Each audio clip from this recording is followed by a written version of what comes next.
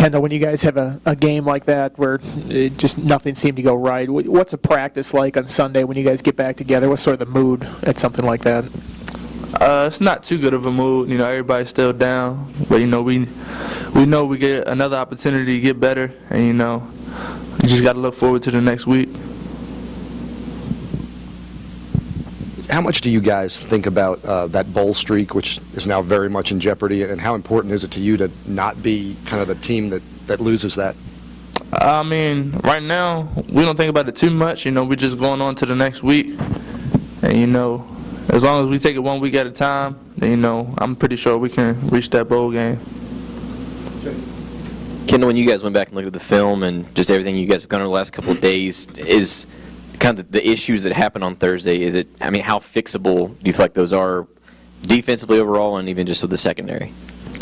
Defensively, things that are very fixable, guys standing in their gaps, making sure you have leverage on certain plays. So just little things that we usually, are good at that we just got to get back to doing and, doing the little and fundamental things right.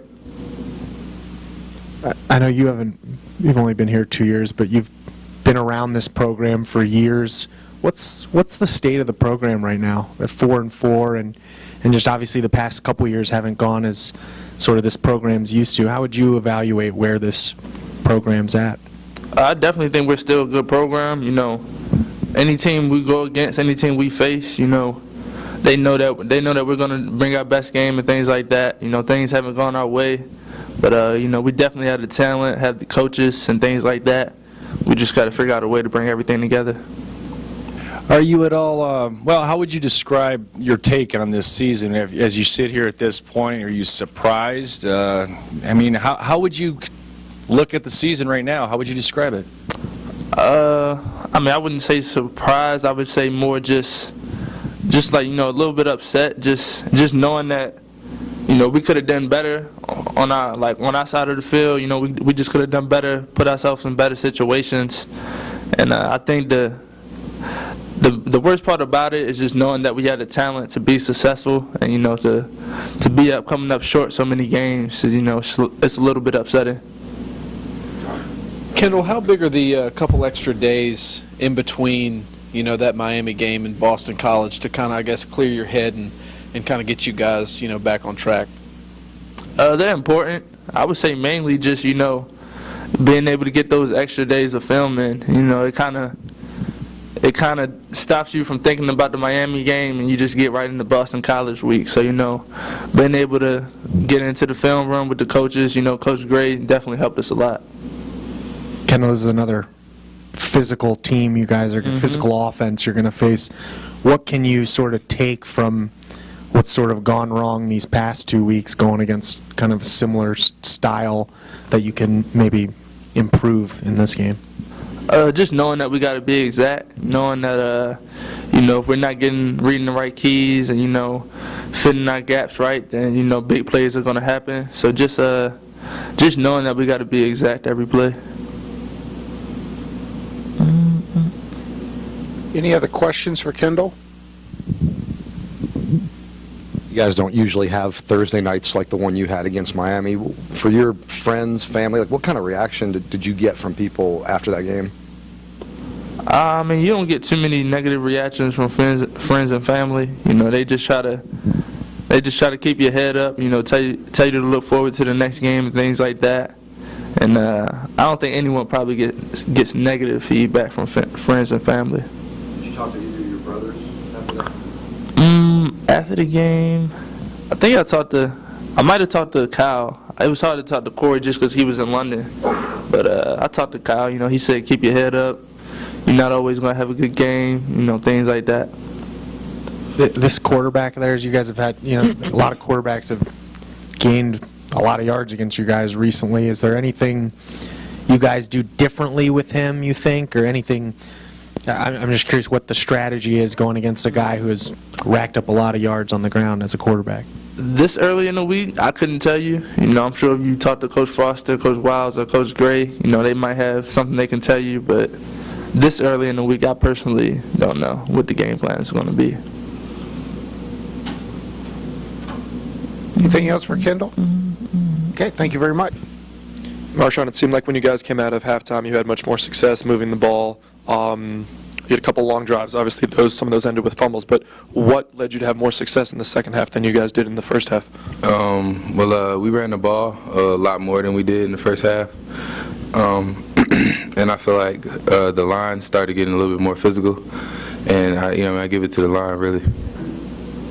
Marshawn, can you just tell us where you were at in terms of, being close to 100% before that Miami game and how big the couple extra days, preparation before Boston College can kind of maybe, will you be at 100% for that game or? Well, I would like to think so. I'm living in the training room right now, just trying to get better. But before the Miami game, I was pretty close, like maybe 95. So I felt good then too. Marshawn, kind of going with that, I mean, were you feeling any kind of side effects or anything from your injury, or did you feel, even when you got out, because I know you were maybe not hurrying to get back, but I know you were trying to get back. Did you feel anything with the ankle and all during the game? No, not at all. After the game, I felt fine. During the game, I felt fine. I think maybe the very first play of the game, I was a little timid on it a little bit, but after that, I felt fine.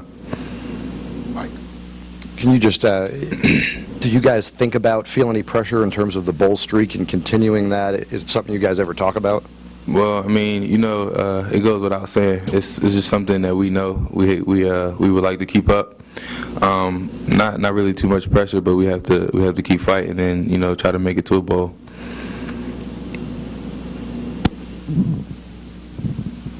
Why have you guys as an offense struggled to get going? And I think in every single one of your losses, I think in the notes it says the other team has scored first. But what's taken so long for this offense to get going, especially recently in the first half? Well, I don't really know how to answer that, but I know our effort is there. It's just like we have to execute a little bit better, and I would say that's the biggest thing.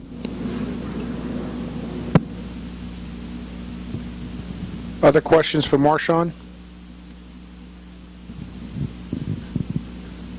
As you go into this week, do you expect more and more carries as you get healthier, or do you think that Joel or JC, that there's a plan there to try to still split them up? How do you think the workload's going to split?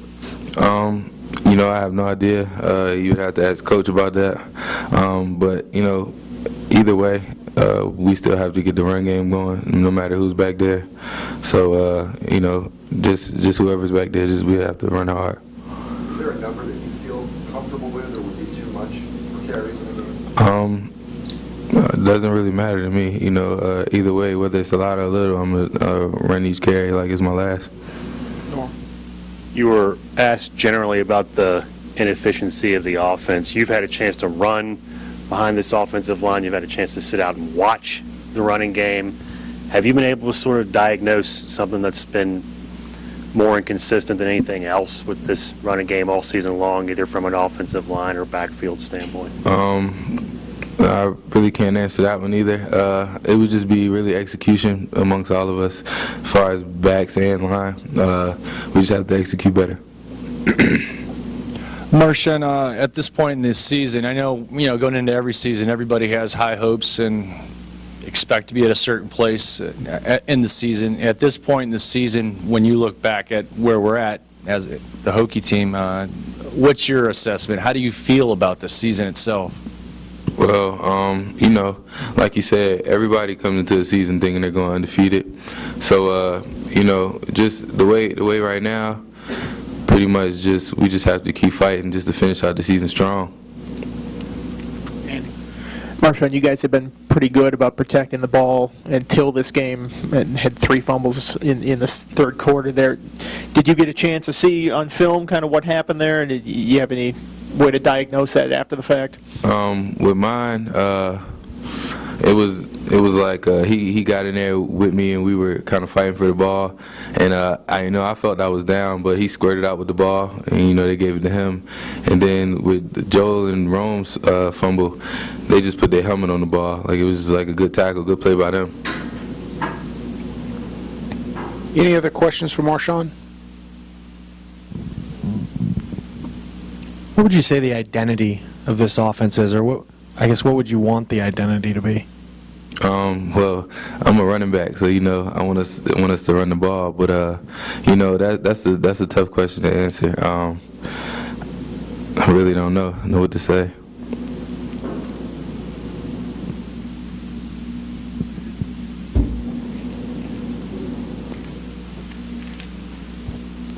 Marshawn, the first couple of games this season, of course, we talked a lot about it. You guys were hurrying up, and you were really implementing a lot of, not gadgetry, I guess, but you guys were doing a lot different stuff, and you were really moving the tempo and everything. Over the last few games especially, do you feel like you guys have gotten away from anything that you did the first couple of games when you guys beat Ohio State and got up to 4-2?